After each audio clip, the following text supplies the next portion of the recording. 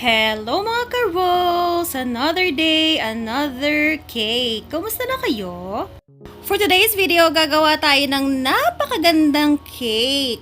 Hulaan ninyo kung ano ang theme ng cake na ito. Ang flavor ng cake na ito is Choco Moist with chocolate filling, and ang size niya is 7x4 sa bottom and then 5x4 sa taas. Ang size ng cake board natin or cake drum is size 12, and kung mapapansin ninyo, nakaurong sa may bandang likuran yung cake natin kasi meron tayong ilalagay na mga details sa may bandang harapan. Nakastack na ang cake natin na bottom tier bago natin i-film ito. So meron na tong apat na straw sa loob, and then meron na barbecue stick sa loob nung bawat straw na tagos hanggang sa kaloob-looban ng cake drum natin para sigurado na secured siya. Kung naaalala ninyo yung way of stacking ko before, sobrang iba siya sa pag-stack ko ngayon dahil nga doon sa incident nung nasira yung cake ko during the travel.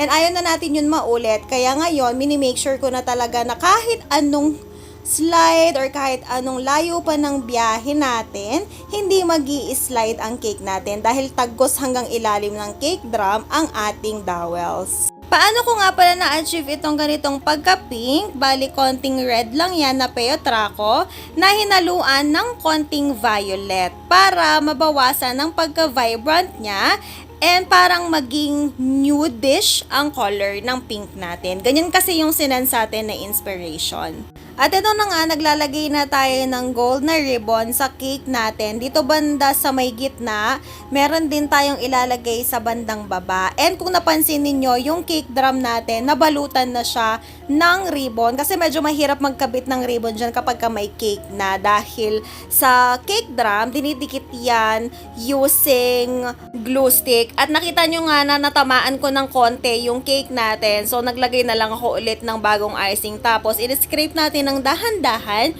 para matakpan ang chismis. Ayan, o diba, hindi na siya gaanong halata. Buti na lang sa may bandang likuran siya. Kaya dapat pagka naglalagay kayo ng details, lalo na ng ribbon, umpisahan nyo siya palagi sa likuran. Para naman kung sakaling magkamali kayo, is hindi siya ganun kahalata. At ito na ang favorite part ko sa cake na ito.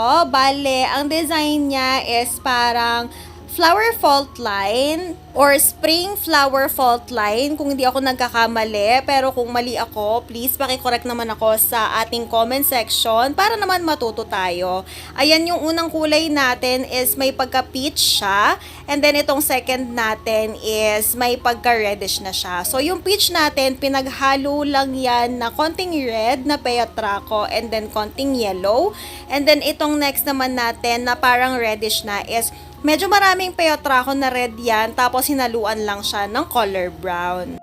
And then itong next color natin is yellow. So yellow to na may konting halong brown para hindi siya maging ganun ka-vibrant. So kung napapansin ninyo, medyo iba-iba ng sizes ang flowers natin. Ganyan talaga siya para kahit papano meron texture siya. I-comment nyo pala kung taga saan kayo para naman malaman ko kung saan saang lugar na umaabot ang mga videos ko. At nang mabati ko rin naman kayo. And then, ito naman next natin, star tip lang yung ginamit natin dyan. Plain white or color white lang yan na random lang natin nilagay sa ibabaw ng mga flowers and then sa may mga gaps or spaces. Kasi dapat parang strip siya na lilitaw sa cake natin.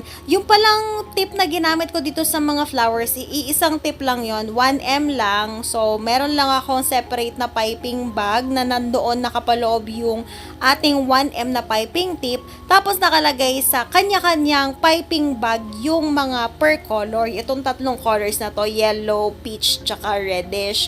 And then pinapasok ko lang yung mga piping bag doon sa merong piping tip para hindi tayo palaging hugas ng hugas. Pero syempre kung makakapag-invest kayo sa mas maraming piping tip, mas maganda, di ba? And ito namang next natin is sky blue.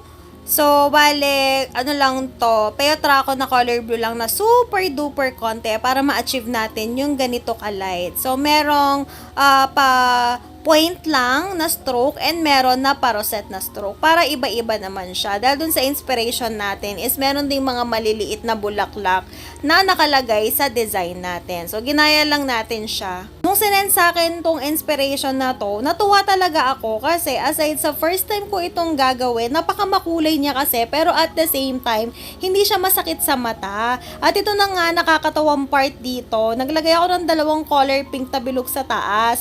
Tapos napansin ko na yung ribbon na nagawa ko is mas malaki doon sa bilog. O diba, parang walang silbi yung dalawang bilog na nilagay ko.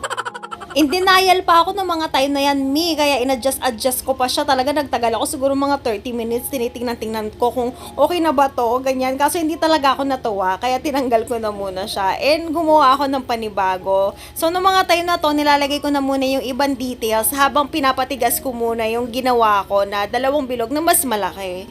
And si soft icing ang base cake natin and medyo mabigat itong pangalan. Naglagay tayo ng dalawang toothpick doon sa part na alam natin na hindi masyadong mahahalata. Pero hindi ako satisfied dyan kaya naglagay pa rin ako ng icing sa may bandang likuran para kahit papano is kumapit siya and kahit ibiyahe yan and i-display buong araw, hindi siya babagsak. Amazing! At syempre, hindi mawawala itong bilog-bilog na ginto para naman may dagdag shimmer sa ating cake. So, gumamit lang tayo nung pinakamalaking part na bilog nung piping tip natin, yung pinakamalaking bunganga niya, yun yung ginawa nating cutter para ma-achieve yan. And pininturahan lang natin yan ng edible gold luster dust. Hinalo ko yan sa oil para kumapit siya. Hindi kasi ako gumagamit ng gin, oil lang talaga ako. At ayan, naging finale pa talaga yung dalawang bilog natin. At ito na ang final result. O diba, ang shala ng cake natin, napakasarap tingnan sa mga mata. And that's it for today. See you on our next video. Bye!